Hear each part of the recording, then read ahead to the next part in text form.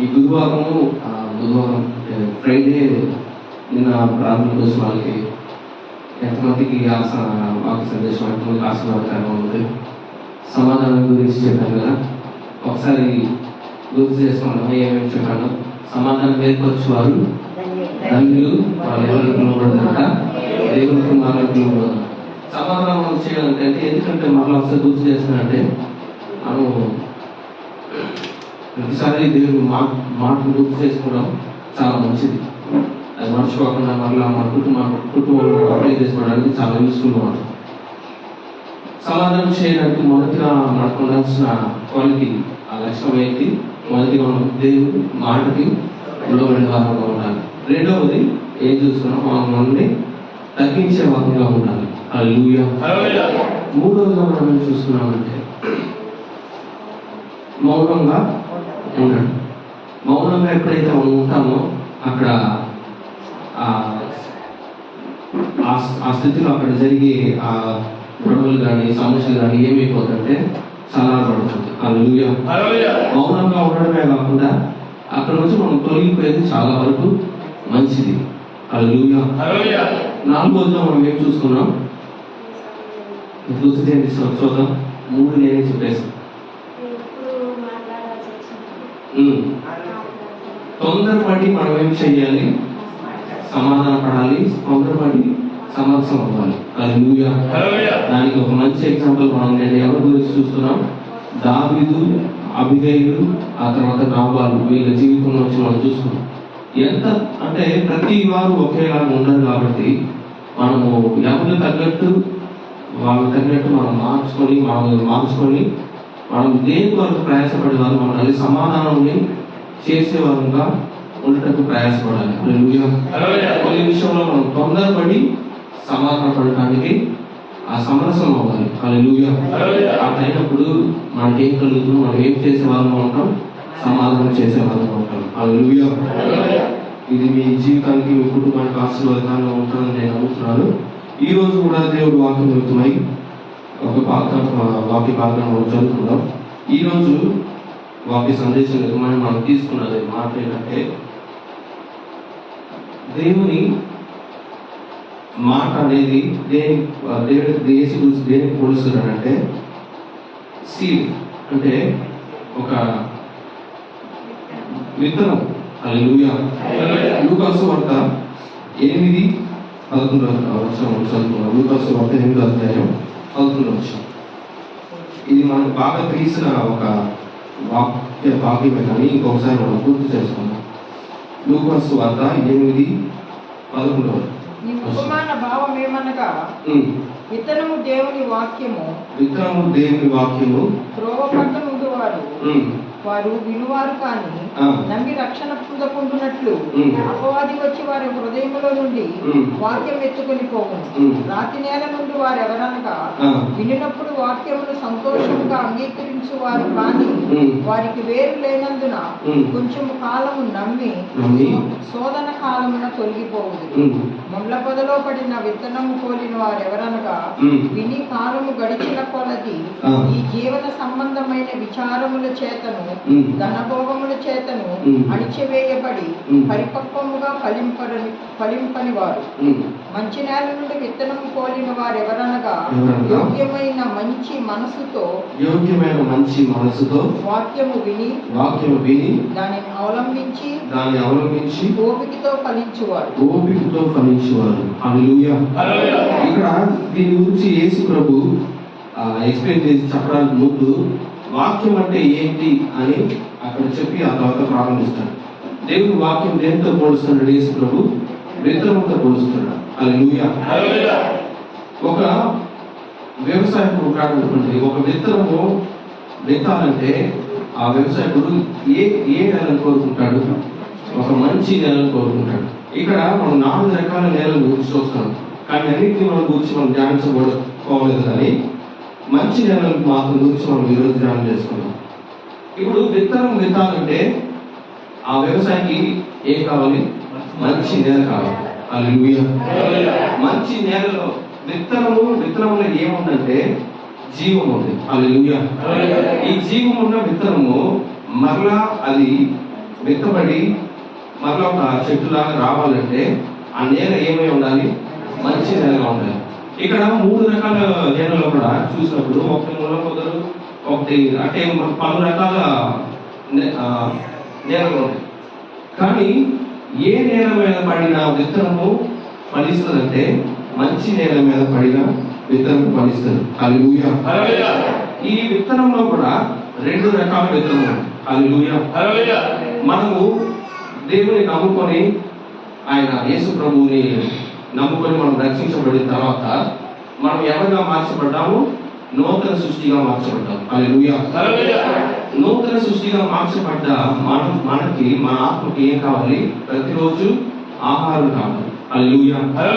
ఎట్లా మనము మన శరీరానికి మనం ఎప్పుడు 3 పూటలు మనం ఆహారం ఇస్తూ మనం పోషిస్తున్నామో అదేలాగా మనం కూడా ఏం చేయాలి? మన ఆత్మని నూతనంగా సృష్టించబడిన ఆత్మకి మనం ఆహారం పెట్టాలి.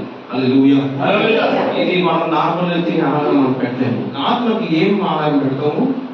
ఆత్మ సంబంధమైన ఆహారం పెడతాం. హల్లెలూయా. ఈ ఆహారం అంటే దేని గురించి చెప్తున్నానంటే ఆహారం కూడా దేనితో దేవుడు పోలుస్తున్నాడు? వాక్యంతో పోలుస్తున్నాడు. హల్లెలూయా.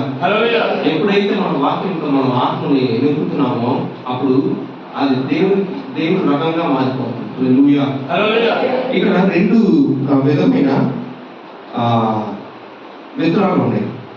1 పేతురు 1:23 చదువుతాం.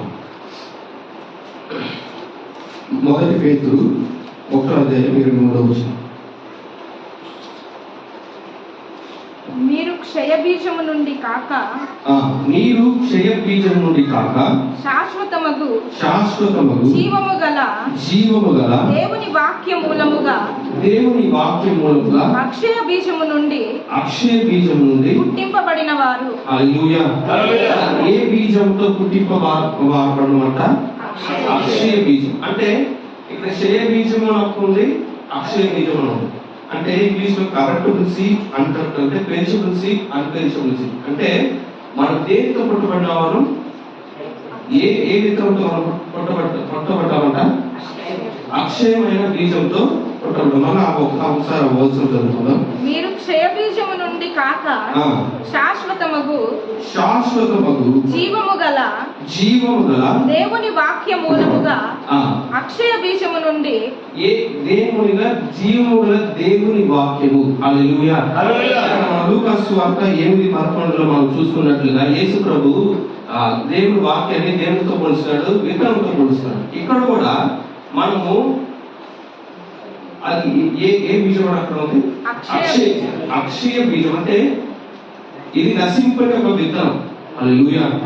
ఈ నశింపని విత్తనంతో మనం ఏం చేయబడ్డామంటే మరలా మనము నూతన సృష్టిగా మార్చబడ్డాం. హల్లెలూయా.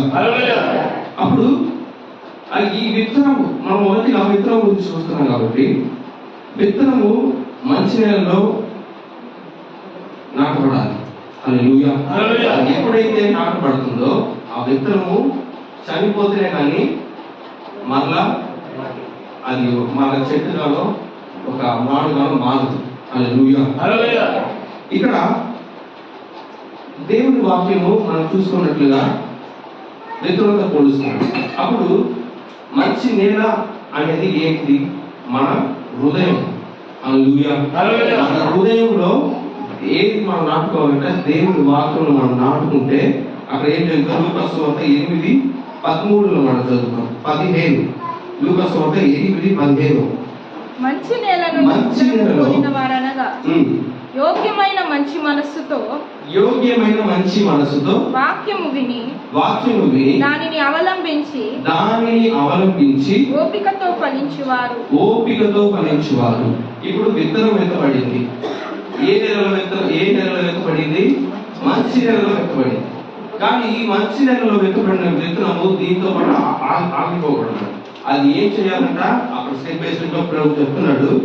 అది మంచి హృదయంతోను, యోగ్యమైన హృదయంతోను వాక్యము విని దానిని అవలంబించి ఓపికతో ఫలించువారు. ఏం చేయాలంట? ఓపికతో ఫలించాలి. హల్లెలూయా. ఇది కీర్తనలో మనం చూసుకోవచ్చు. కీర్తన కీర్తన 1:2-3 చదువుతుంది. కీర్తన 1:2-3. యెహోవా ధర్మశాస్త్రమునందు ఆనందించుచు దివారాత్రము దానిని ధ్యానించువాడు ధన్యుడు. ఎవరు ధన్యులు అంటే దివారాత్రములు దాన్ని ధ్యానించువారు ధన్యులు. ఎవరు దేని ధ్యానించువారు? వాక్యాన్ని ధ్యానించాలి. ఈ వాక్యం అనేది ఏంటి? విత్తనము. ఈ దేవుని వాక్యం గురించి ఎప్పుడు దివారాత్రములు ధ్యానించువారు ధన్యులు. హల్లెలూయా. ఒకసారి వన్స్ అంటే విత్తనం విత్తబడిన తర్వాత, మంచి నెలలో విత్తబడిన తర్వాత మనం ఏం చేయాలి? ఆ విత్తనం గురించి ధ్యానించాలంటే దానికి కావలసిన నీళ్లు పోయాలి, దాన్ని కాపాడాలి. హల్లెలూయా. ఇంకా ఇది దేనితో సమానం అంటే మనం దేవుని వాక్యంని దివారాత్రులు పగలు రాత్రి అనుకోకుండా దేవుని వాక్యంని ఎప్పుడు ప్రతిసారి మనం ఏం చేయాలంట? దేవుని వాక్యాన్ని ధ్యానించేవారు ధన్యులు. అతడు నీటి కాలువల ఎరను నాటబడినదై ఆకువాడక తన కాలమందు ఫలమిచ్చు చెట్టు వలె ఉండును. హల్లెలూయా. ఈ విత్తబడిన విత్తనము చెట్టుగా మారిన తర్వాత ఏమిస్తుంది? ఫలములు ఇస్తారు. హల్లెలూయా. మనము ఏ విత్తనంతో మనం విత్తబడుతున్నామో అనేది చాలా జాగ్రత్తగా ఉండాలి. కొన్నిసార్లు మన హృదయం ఒకవేళ మంచిగానే ఉండొచ్చు, మంచిగానే ఉండొచ్చు, కానీ విత్తనాలు కూడా 2 రకాలు ఉన్నాయని చెప్పి మనం ఎటువంటి విత్తనం విత్తుతున్నాం అనేది కూడా దాంతో మనం చాలా జాగ్రత్తగా ఉండాలి. దేవుని వాక్యము మనం హృదయంలో పెట్టుకుంటున్నామా, లేదా అబద్ధములు, సాతాను మన చెవులు చెప్పే అబద్ధాలు, వీటిని మనము హృదయంలో పెట్టుకుంటున్నాము. దీంట్లో మనం చాలా జాగ్రత్తగా ఉండాలి. ఏది మనం అంటే దేవుని రాజ్యం ఎట్లా పనిచేస్తుందంటే ఏది విత్తుతామో అదే కోసం. హల్లెలూయా. ఇప్పుడు మన హృదయంలో దేవుని వాక్యంతో నింపబడితే మనం ఆత్మ ఫలమును చూస్తాం. ఒకవేళ కనుక అది కాకుండా వేరే దాంతో మన హృదయంలో మనం నింపితే మనకు అన్ని కనబడే, మనం చేసే అన్ని దేవుని మాటకి వ్యతిరేకంగానే ఉంటాయి. హల్లెలూయా. ఎన్ని దేవుని వాక్యం, దేవుడు చేసిన వాగ్దానాలు ఎన్ని మనకు కళ్ళ ముందు ఉన్నా అది కానీ మనం అది ఆ వాక్యం మనం మంచి నెలలో విత్తి దాన్ని కాపాడి ధ్యానించకపోతే ఆ ఎన్ని వాగ్దానాలు మనకు కనబడ్డా, ఎన్ని వాగ్దానాలు మనం విన్నా కూడా అది మనకు ఫలం ఇవ్వదు. ఫలము ఇవ్వాలంటే మనం ఏం చేయాలి? దాన్ని ఆ విత్తనాన్ని కాపాడాలి, నీరు పోయాలి. ఇప్పుడు మీరు ఒక చిన్న తొక్కి తీసుకున్న తొక్కిలో ఒక విత్తనం వేసిన తర్వాత మీరు అక్కడనే దాన్ని పట్టించుకోకుండా వదిలిపెడితే మీరు అనుకున్నట్లుగా దాంట్లోంచి ఏం విత్తారో ఆ చెట్టు వచ్చేస్తుందా? రాదు. కానీ మనం చేయాల్సిన పని ఏంటి? నీళ్ళు పోయాలి, దాన్ని కాపుదలుగా కాపాడుతూ ఉండాలి. ఇప్పుడు వ్యవసాయం చేసే వాళ్ళు కూడా అది విత్తిన తర్వాత, అది పైరు నాటిన తర్వాత దాన్ని అట్లనే వదిలిపెట్టలేదు. దానికి కావాల్సిన ఆ పురుగులు పట్టకుండా మందు చల్లడం, దాన్ని కాపాడడం, వేరే పురుగులు వచ్చి తినిపోకుండా దానికి రకరకాలుగా దాన్ని కాపాడుతాం.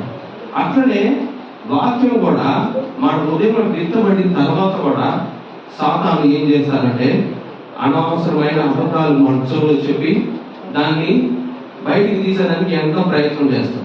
కానీ మనం ఏం చేయాలి? దివారాత్రులు ఆ వాక్యాన్ని ధ్యానించినప్పుడు మనం ఫలం ఇస్తాం. హల్లెలూయా.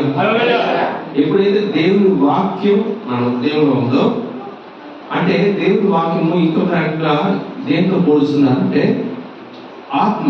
హల్లెలూయా. దేవుని వాక్యం దేంతో నింపబడిందంట? ఫుల్గా దేవుని ఆత్మతో, పరిశుద్ధ ఆత్మతో నింపబడింది. ఇప్పుడు పరిశుద్ధ ఆత్మతో నింపబడిన ఈ విత్తనము మన హృదయంలో విత్తబడిన తర్వాత మనం దాన్ని కాపాడి దాన్ని ధ్యానిస్తున్నప్పుడు మనం ఏ ఫలములు ఇస్తామంటే ఆత్మ ఫలములు మనం ఇస్తాం.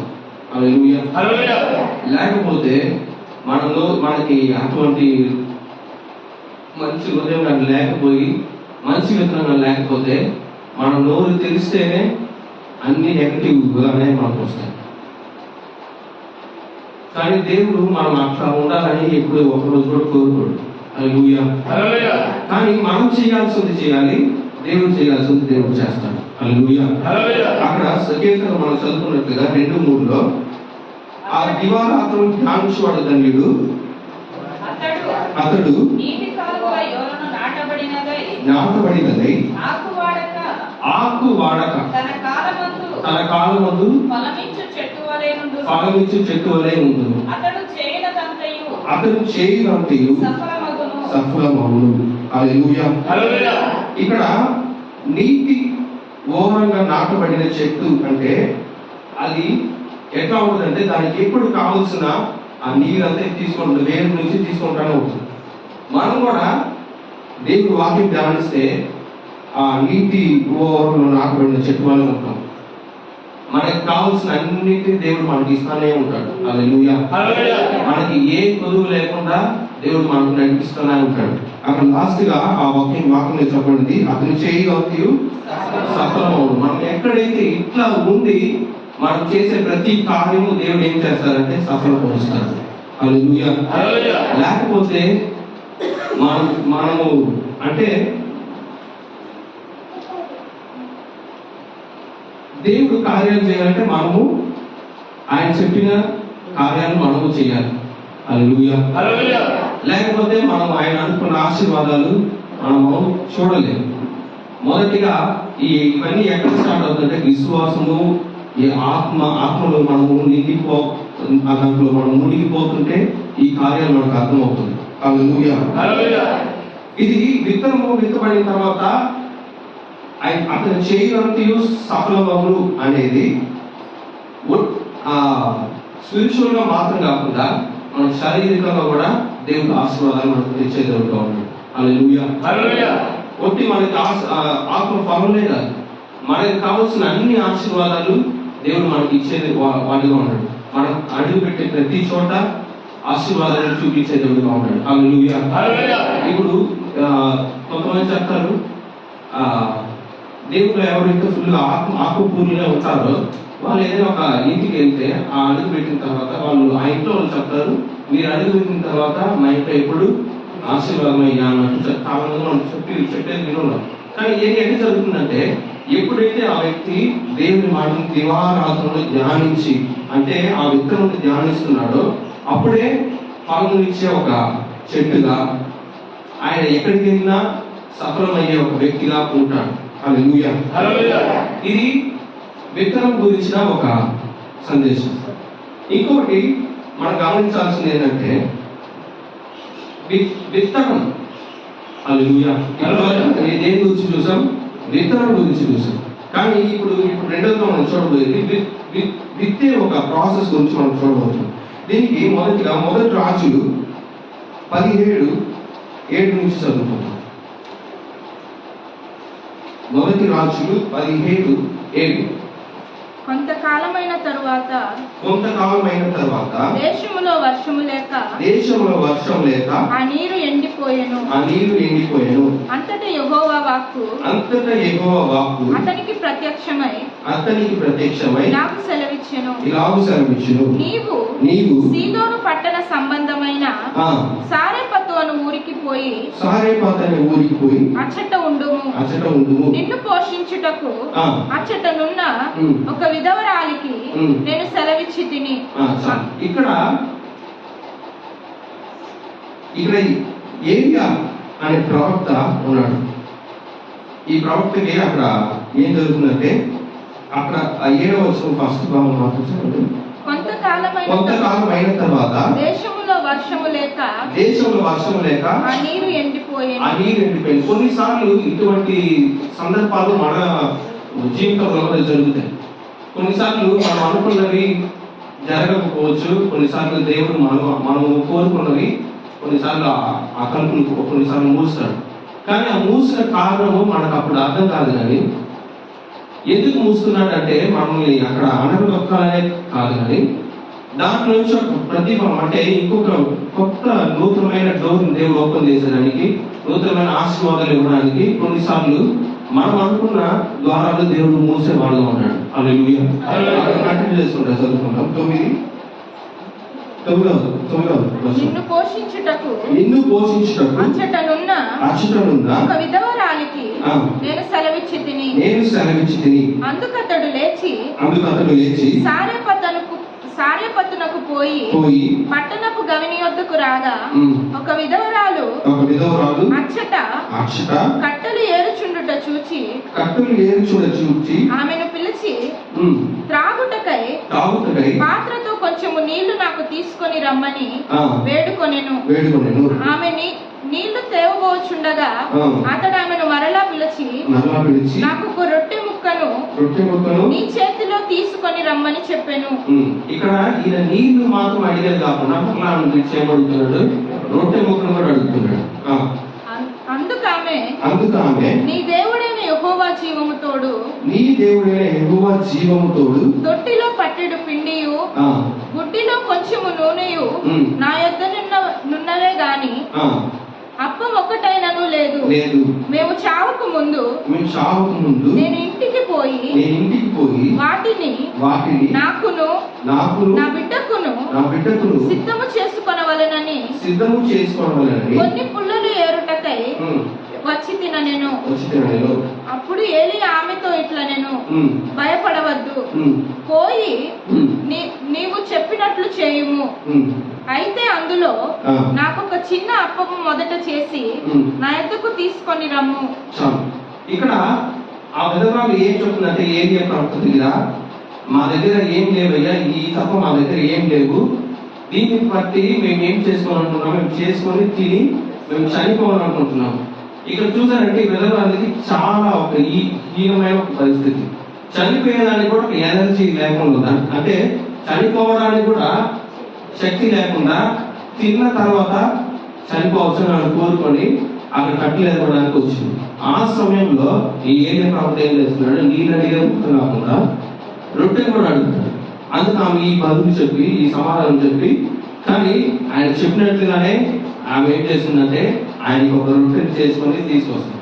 ఇక్కడ దేని గురించి మనం చూస్తున్నామంటే, మన కష్టమైన సమయంలో మనం ఎంతమంది దేవుని రాజ్యం కొరకు దేవుల్లో మనం వెతుకుతున్నాం. చాలా మంది అనుకునేది ఏంటంటే, నాకు కానీ ఇంత డబ్బు ఉంటే, లేకపోతే నా దగ్గర ఇంత ఉంటే నేను దేవుడిని ఇచ్చేవాడిని, కానీ లేదు, నా దగ్గర లేదు, అందుకని నేను ఇవ్వలేదు. ఎంతమంది అట్లా ఉన్నారు.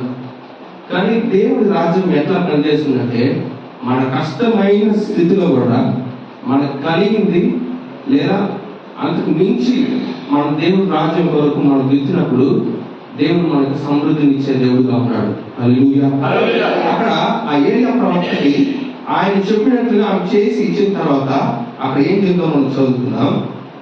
14 నుంచి చదువుతాం. భూమి మీద యెహోవా వర్షము కురిపించు వరకు ఆ తొట్టిలో ఉన్న పిండి తక్కువ కాదు, గుడ్డెలో నూనె అయిపోదని ఇశ్రాయేలీయుల దేవుడైన యెహోవా సెలవిచ్చి ఉన్నాడు అనెను. అంతటా ఆమె వెళ్ళి ఏలియా చెప్పిన మాట చొప్పున చేయగా అతడును ఆమెయు ఆమె ఇంటి వారును అనేక దినములు భోజనము చేయించు వచ్చిరి. హల్లెలూయా. ఆమె ఎందుకొరకు ఆ కట్టెలు ఏరుకోవడానికి అక్కడికి వచ్చిందంటే, ఆ ఉన్న కొంచెం నూనెతో కొంచెం పిండితో రొట్టె చేసుకొని ఆమె తన బిడ్డ తిని చనిపోవాలని వచ్చింది. కానీ ఇక్కడ ఈ సందర్భంలో ఏలియా ప్రవక్త ఆమెతో సందేశించి మాట్లాడి ఈ చేసిన తర్వాత ఏమంటే, ముందుగా ఏలియాతో దేవుడు మాట్లాడుతున్నాడు, నిన్ను ఎవరితో పోషిస్తానంటే ఒక విధవరాలతో నిన్ను పోషిస్తానని చెప్పి అక్కడి నుంచి ఈ ప్రాంతానికి దేవుడు నడిపించాడు. ఈ ప్రాంతానికి నడిపించిన కారణం ఏంటంటే, ఆమె ఆశీర్వదింపబడాలి. కానీ ఆశీర్వదింపబడాలంటే ఆమె చేసిన మొదటి ఒక కార్యం ఏంటంటే, ఆమె దగ్గర ఉన్నది దేవుడు రాజ్యం వరకు ఏ మాట తిరుగు పడకుండా ఆమె దగ్గర ఉన్నది దేవుని వరకు విత్తింది. అంటే దేవుడు దైవజనం కోసం ఆయన చెప్పినట్టుగా చేసింది. అప్పుడు వర్షం కురిసే వరకు వాళ్ళ ఇంటికి వాళ్ళు కానీ ఏ కొదువు లేకుండా వాళ్ళు చాలా రోజులు తిన్నారని మనం చూస్తున్నాం. కానీ ఆమె అనుకున్న దాన్ని చేయలేదు. ఆమె చనిపోవాలనుకున్నది, కానీ ఆమె చనిపోలేదు. ఎప్పుడైతే మన కష్టంలో మనం దేవుడు రాజ్యంతో మనం విత్తుతున్నామో అప్పుడు దేవుడు దానికి ఫలితం ఇచ్చేవాడుగా ఉన్నాడు. హల్లెలూయా. నూరంతల ఫలితం ఇచ్చేవాడుగా ఉన్నాడు. హల్లెలూయా. ఇక్కడ రెండో సందేశము ఇక్కడ ఆదికాండంలో చూస్తున్నాం. ఆదికాండము 26:1. అబ్రహాము దినములలో వచ్చిన మొదటి కరువు కాక మరి ఒక కరువు ఆ దేశంలో వచ్చెను. అప్పుడు ఇస్సాకు గెరారులో ఉన్న ఫిలిష్తీయుల రాజైన అబీమెలెకు నొద్దకు వెళ్ళెను. అక్కడ యెహోవా అతనికి ప్రత్యక్షమై, నీవు ఐగుప్తులోనికి వెళ్ళక నేను నీతో చెప్పు దేశమందు నివసించుము, ఈ దేశమందు పరవాసిగా ఉండుము, నేను నీకు తోడై ఉండి నిన్ను ఆశీర్వదించెదను. చాలండి. ఇక్కడ మొదటి వచనంలో ఏం తెలుస్తున్నామంటే అక్కడ ఏం కలిగిందట? కరువు కలిగిందంటే సివియర్, అంటే ఆ వచనం ఎగ్జాక్ట్ వర్డ్ చదవండి. అబ్రహాము దినములలో వచ్చిన మొదటి కరువు గాక మరి ఒక కరువు ఆ దేశములో వచ్చెను. మరి ఒక కరువు, ఇంగ్లీష్ లో సివియర్ ఫెమైన్, అంటే దానికంటే ఎక్కువ కరువు ఆ దేశంలో కలిగింది. ఆ సమయంలో ఇస్సాకు ఏం చేస్తున్నాడంటే 12వ వచనంలో చదువుకుంటాం. ఇస్సాకు ఆ దేశమందున్నవాడై విత్తనము వేసి ఆ సంవత్సరములోనే నూరంతలు ఫలము పొందెను. హల్లెలూయా. ఇట్లా మన కుటుంబంలో కూడా, మన జీవితంలో కూడా కరువు కాలంలో మనం ఎంతమంది దేవుని రాజ్యం కొరకు విత్తుతున్నాం. ఒట్టి విత్తనం అనేది చెప్పేటప్పుడు నేను ఒట్టి డబ్బు గురించి మాత్రం చెప్పలేదు. మీరు ఎంతమంది దేవుని సమయం గడుపుతున్నారు, సంఘానికి వచ్చి సమయం గడుపుతున్నారు. ఎంతో మంది మీకు ఈరోజు కొన్ని చాలా పనులు మీకు ఒకవేళ ఉండొచ్చు, కానీ వాటన్నిటిని మీరు లక్ష్య పెట్టకుండా దేవుని మీద ధ్యాస పెట్టి ఇక్కడికి వచ్చి దేవుని సమూహంలో సమయం గడపాలని ఇక్కడికి వచ్చారు. కానీ ఇటువంటి సందర్భంలో కూడా, ఇటువంటి కార్యాలు కూడా దేవుడు ఆశీర్వదించే దేవుడు అన్నాడు. మన సమయము అంటే ఇక్కడ జనరల్ గా బీబీఎస్సీ అన్ని జరుగుతాయి కదా, సండే క్లాస్ ఎన్ని జరుగుతాయి. మెయిన్ అలా చూస్తే పిల్లలకి లీవ్ ఇస్తున్నారని చెప్పి సండే క్లాసులు జరుగుతాయి, బీబీఎస్సీ అని జరుగుతాయి. అప్పుడు ఆ బీబీఎస్సీ జరపడానికి టీచర్స్ కావాలంటే, పనికి వెళ్ళే కావాలి, ఖచ్చితంగా టీచర్స్ కావాలంటే వాళ్ళు కావాలి. కానీ వాళ్ళ సమయం అంతా వాళ్ళు వదిలిపెట్టుకొని దేవుడి రాజ్యంలో వాళ్ళు విత్తడానికి కోసం వాళ్ళ సమయం అంతా తీసేసి దేవుడి రాజ్యంలో ఆ పిల్లలకి అంటే మినిస్ట్రీ చేయాలని దాన్ని చేస్తున్నారు. అంటే ఇటువంటి కార్యంలో కూడా దేవుడు మన సమయం మనం ఎంతైతే మనం విత్తుతున్నామో దాన్ని కూడా దేవుడు ఆశీర్వదించే దేవుడుగా ఉన్నాడు. హల్లెలూయా. మనము బైబిల్లో చదువుకుంటున్నాము, చీడ పురుగులు నాశనం చేసిన దినాలు కూడా ఏం చేస్తాడు దేవుడు? దాన్ని మరలా ఇచ్చే దేవుడుగా ఉన్నాడు. హల్లెలూయా. ఒకవేళ మీరు దేవుడి సమయంలో ఎంత సమయం గడుపుతున్నారో దానికి దేవుడు ఆశీర్వదించే దేవుడుగా ఉన్నాడు.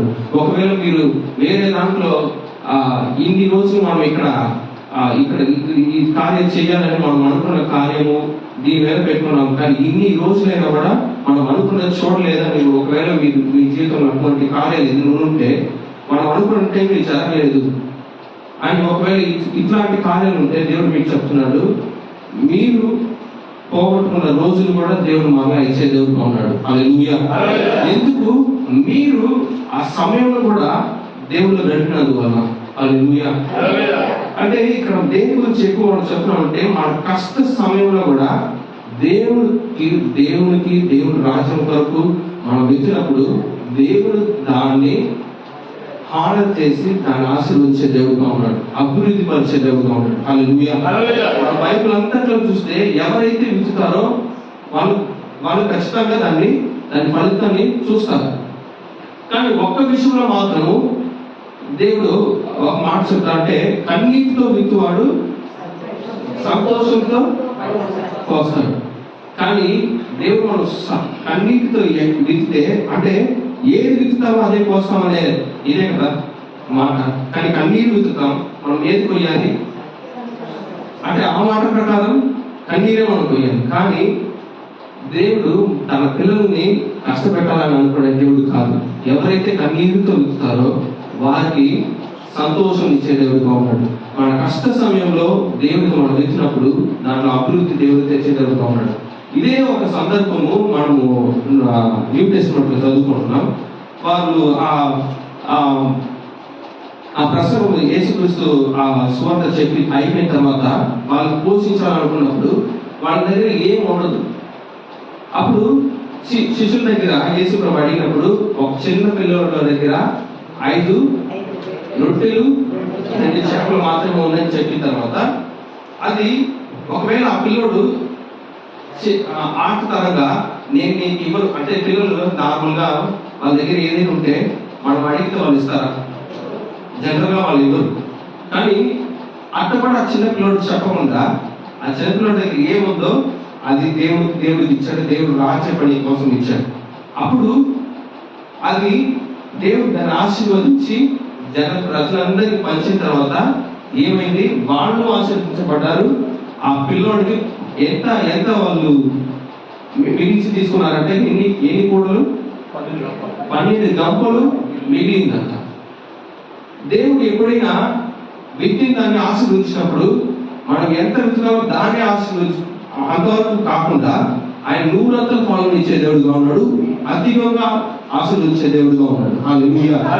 కానీ ఇదంతా ఎప్పుడు కలిగిందంటే మనము ఆ సమయంలో విత్తాలని మనకు ఒక హృదయం ఉందా లేదా అనేది దేవుడు చూస్తాడు. కానీ వన్స్ మనం ఆ మనసు కలిగి మనం ఆ కార్యం చేస్తే దేవుడు ఎన్నడూ ఆ మనసుని ఆ కార్యాన్ని తునీకరించే దేవుడే కాదు. హల్లెలూయా. ఆయన ఆశీర్వదించాలనుకుంటే ఎట్లయినా ఆశీర్వదించవచ్చు. కానీ కొన్ని ఆశీర్వాదాలు మనకి ఎట్లా మన జీవితంలో పొందుకుంటామంటే కొన్ని ప్రార్థన వల్ల పొందుకుంటాం, కొన్ని మన దేవుడు వాక్యం వల్ల పొందుకుంటాం. కానీ కొన్ని ఆశీర్వాదాలు మనం పొందుకోవాలంటే మనకున్నది దేవుడి రాజ్యంలో వెతికితేనే కానీ కొన్ని ఆశీర్వాదాలు మనం పొందుకోలేము. హల్లెలూయా. ఈరోజు మీరు ఒక తీర్మానంగా తీసుకోండి. అంటే ఎప్పుడు మీరు కష్ట సమయంలో వెతికి చూడండి, ఖచ్చితంగా దేవుడు దాంట్లో అభివృద్ధి ఇచ్చే దేవుడుగా ఉన్నాడు. హల్లెలూయా. మీకు ఇంకా మిగిలిచ్చే దేవుడుగా ఉన్నాడే కానీ దాని నుంచి తక్కువ చేసే దేవుడే కానే కాదు. హల్లెలూయా. ఒక మాట చదువుకుంటున్నాము, ఆయన ఆశీర్వదించడానికి ఆయన చెయ్యి కొరుసుకుపోలేదంట. హల్లెలూయా. ఆయన చెయ్యి ఎంతో విస్తారంగా ఉంది. ఆశీర్వదించడానికి ఆయన చెయ్యి ఎంతో విస్తారంగా ఉంది.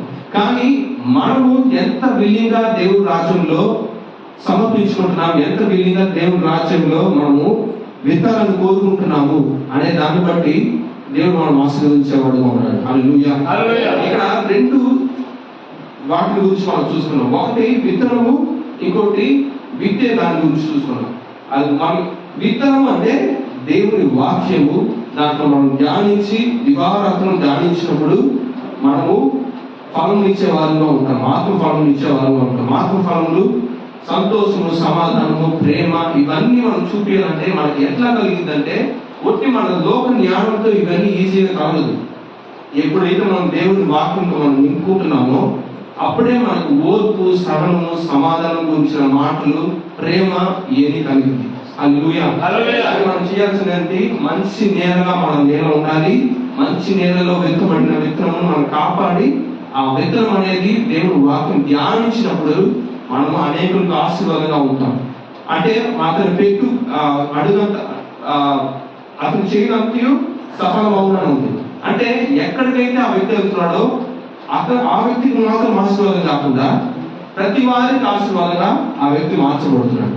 అదేలాగా మనం ఎప్పుడైతే దేవుడి రాజ్యంలో మనం వెతుకుతున్నామో ఆ వెతుకున్న దాని ఫలము ఖచ్చితంగా దేవుడు ఇచ్చేవాడుగా ఉన్నాడు. హల్లెలూయా. ఇది ఈ రోజు సందేశం కొంచెం క్లుప్తంగానే ఉండొచ్చు, కానీ నేను నమ్ముతున్నాను దేవుడు ఖచ్చితంగా మీ హృదయంలో దేవుడు కార్యాలు చేస్తున్నాను నమ్ముతున్నాను. ఈ రోజు ఒకవేళ ఇంతవరకు మీ దేవుడు రాజ్యంలో ఒకవేళ విత్తకపోయి ఉంటే మీరు కష్టంలో ఉన్నా కూడా వ్యక్తి చూడండి, నాకు దేవుడు మీకు అభివృద్ధి ఇచ్చే దేవుడుగా ఉన్నాడు. హల్లెలూయా.